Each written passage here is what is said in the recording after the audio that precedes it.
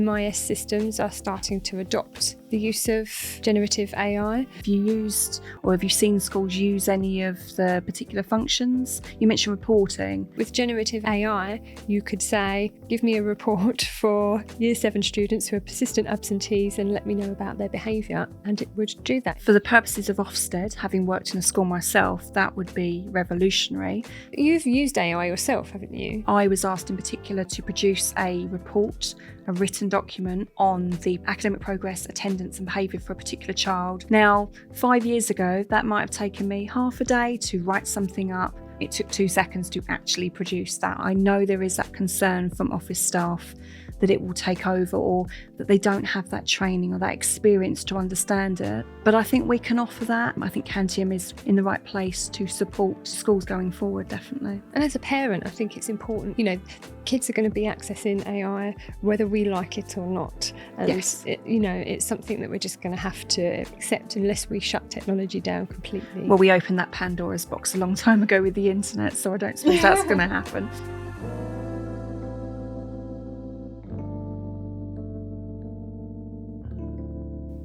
Welcome to the Cantium Podcast in partnership with Public Sector Focus.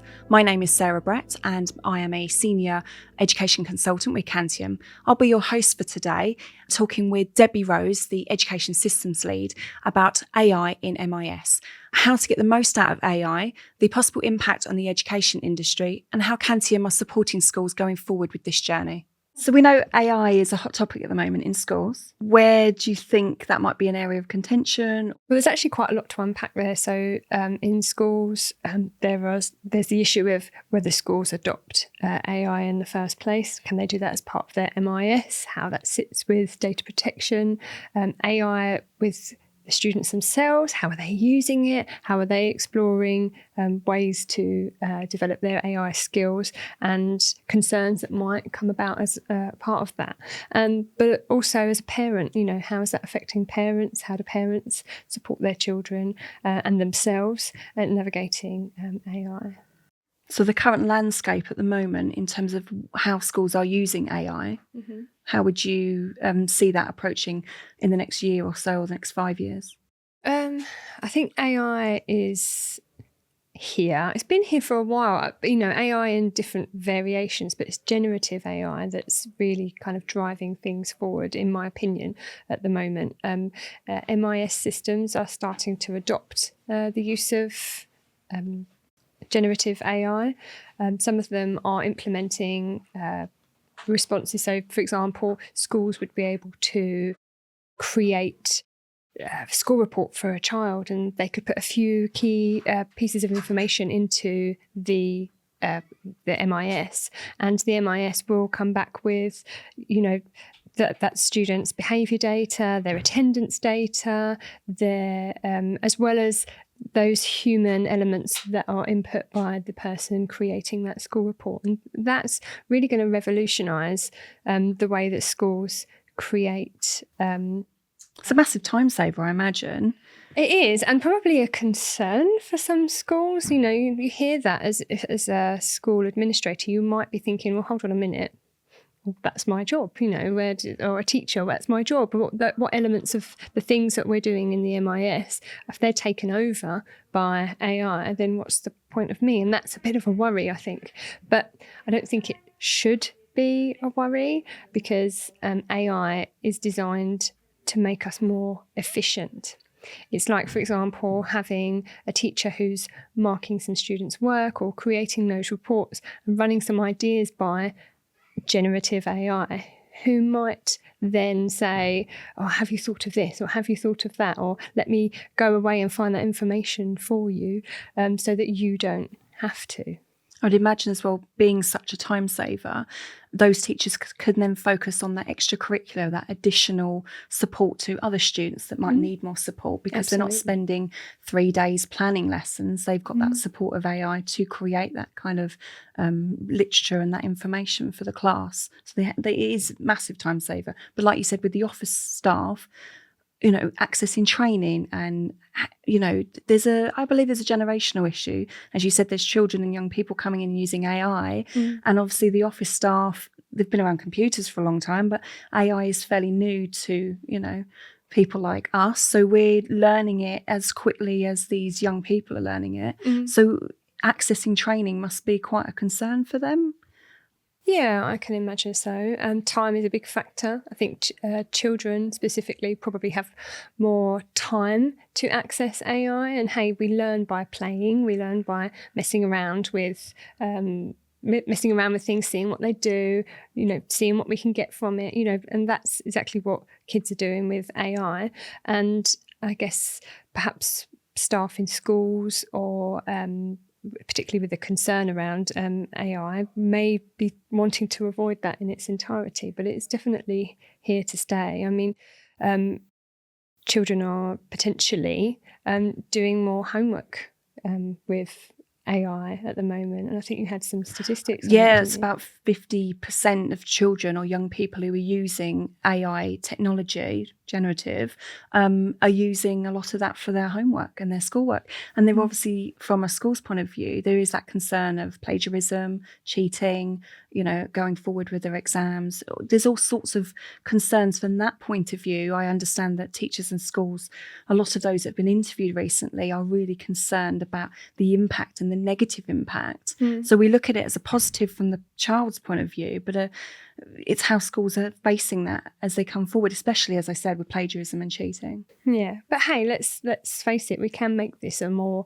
positive experience, and all of the AI integrations that our MIS providers are putting into their systems are really great, and so will benefit support staff and teachers alike. And actually, those are the key pieces of information we should be driving. But absolutely, there is that concern when it comes to plagiarism. I mean, I come from a university background, and at the time that I left, AI integrator bots weren't necessarily a thing, and now that's being introduced. So that we already had plagiarism detection, so you could tell if somebody had written it for you or if that piece of material was already out on the web.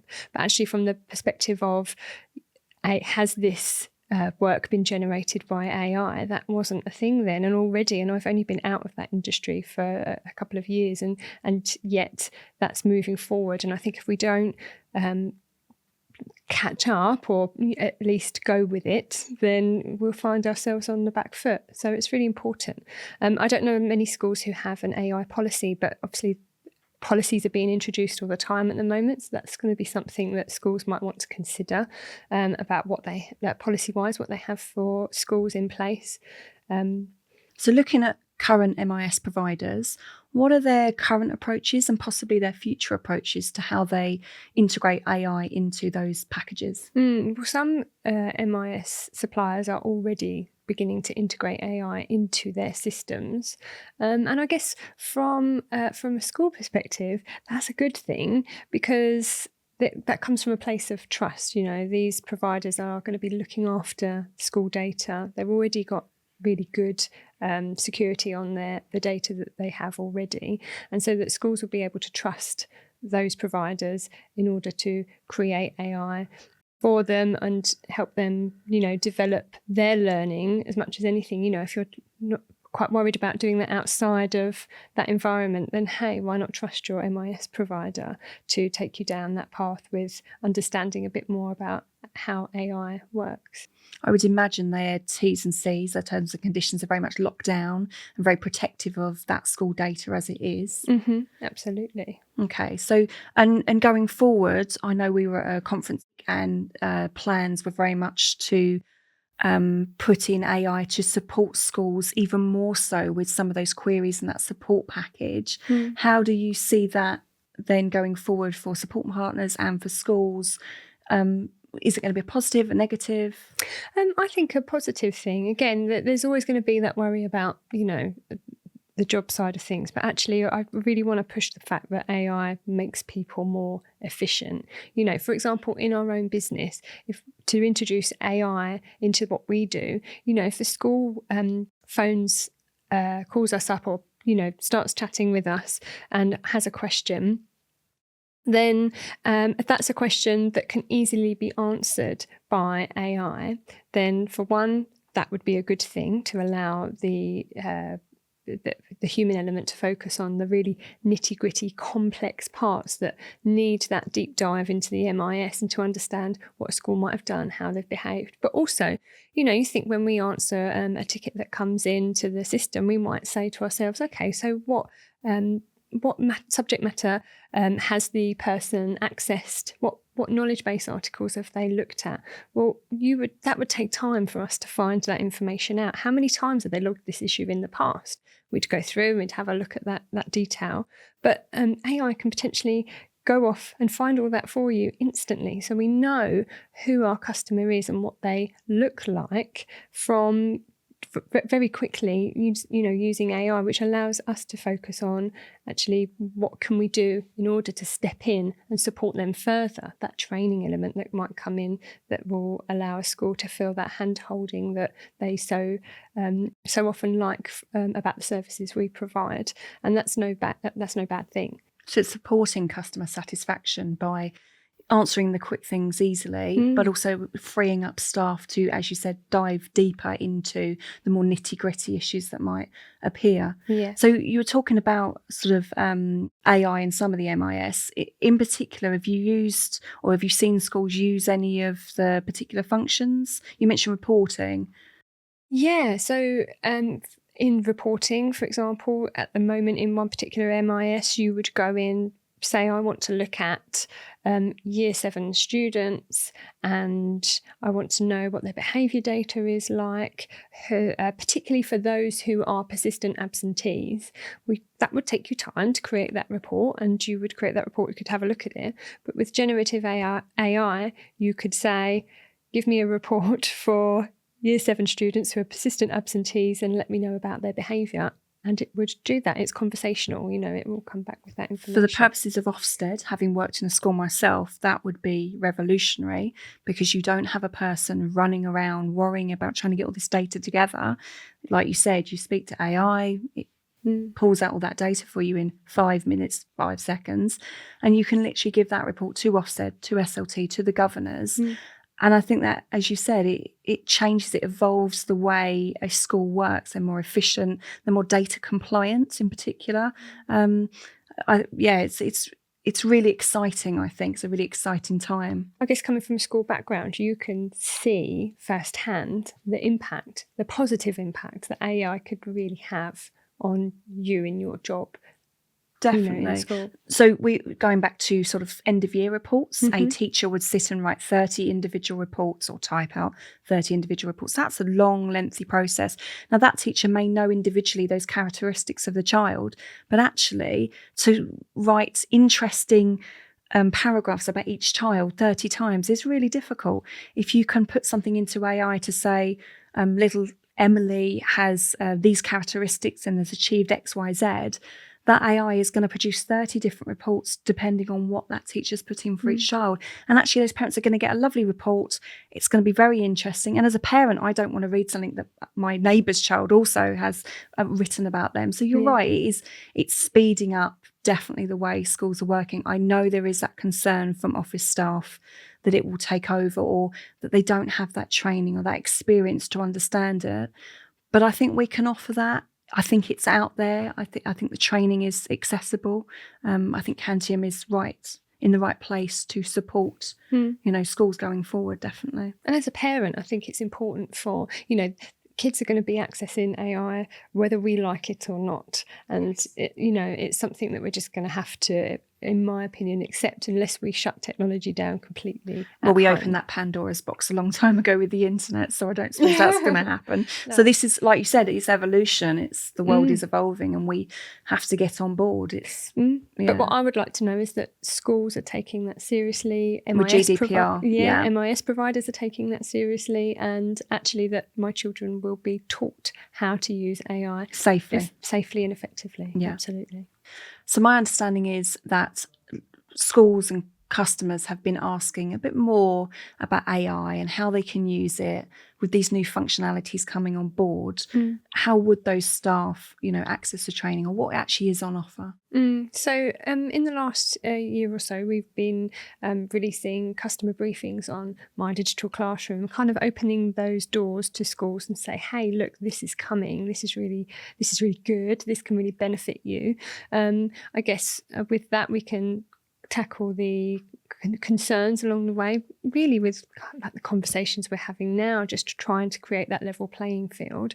But schools are absolutely welcome to contact us to discuss how they might introduce AI into their school, how we might be able to support them, just to show them how some of these features work, some of the features that some of the MIS providers have. So, for example, like Ask Arbor, schools might want to know how to use that, or just want a quick rundown. What does it do? How does it work? And to be able to give them that information and support where available. And it's not difficult, is it? These particular functionalities in Ask Arbor, they're quite easy to use. So that little bit of support on how to and best practice. Well, that's what we do. Yeah. So in the education systems team, we don't tend generally get involved with the policy side of things, but actually we do a lot of the how to. How do I do this? How do I make this work the best for me? How do I make this the most effective experience? And AI is becoming a part of that already. So we can absolutely work with schools just to show them some of this functionality. So again, that human element will never go, schools people want to be connected with other people in order to be kind of handheld and shown how things work. And that's what we do best. So what would you say to schools who are interested in AI in their MIS? I'd say any schools really, whether you've got a contract with us or not, just to reach out to us, and we'll be more than happy to show you how it works, what it looks like, and give you a little demo of the system as well. So you've worked with SIMS, Arbor and BOMCOM timetable packages in the past in your previous roles and in the role you currently do now. That's right, isn't it? Yes, for quite a few years actually, spent a long time timetabling. It's a big job. It is a mammoth job. And speaking to schools now, it's still that mammoth job. And if AI could take just some of that pain and that stress and that time away and make it more efficient. At the moment, you work from a spreadsheet and you plug in a set of parameters, and there is an auto fit tool that these systems offer, but it's not perfect. There's always clashes and bounces, and it's mixing up different blocks and different lessons, and different classes go with different groups. And, as a secondary school as well, if they're on a 2-week timetable, and they might even change it mid-year, 1,200, 1,400 pupils that you're timetabling for is a massive, massive job. So I'm assuming at the moment you would go back in and say, so it automated all of that, like done your slotting in of your classes, and you weren't quite happy with that, you would have to go back in and make changes to the data. Very much unpicking. Potentially, AI, generative AI, you could say, well, I don't like that you've put music next to PE. Could you please change that for me? And then it would readjust. They're the sorts of things that... You're completely right. It is, at the moment, it's quite a manual process of unpicking, that you need a double maths lesson not going over a break time or a lunchtime, or a double PE lesson over that time. And for AI to, if that's what's coming, that would be really exciting and really amazing for schools to be able to say, yep, don't like that model, flick another one, change another one, add another one in. That would be... a really big time saver, definitely. Timetabling is, I can't say enough, it's a very stressful time for people to be, or staff to be doing. And from May to, even the summer holidays, they're working hours and hours on this massive project, especially these big secondary schools and academies who roll out a timetable across, 5, 10, 15, 20 schools. It's a really, really, really big job. And if AI can take that pain away, then definitely it would be much better. So you've used AI yourself, haven't you? Can you give me examples of how you've used AI? Yeah, so in particular, one of the systems we used, was very good at creating an overview of a child and their academic profile and their attendance and their behaviour.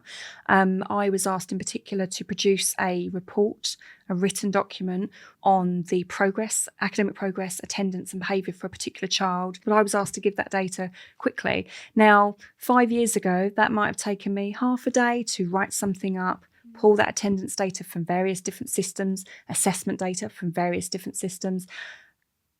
When I was able to do that last year, it took me 10 minutes to work out what I was actually trying to get.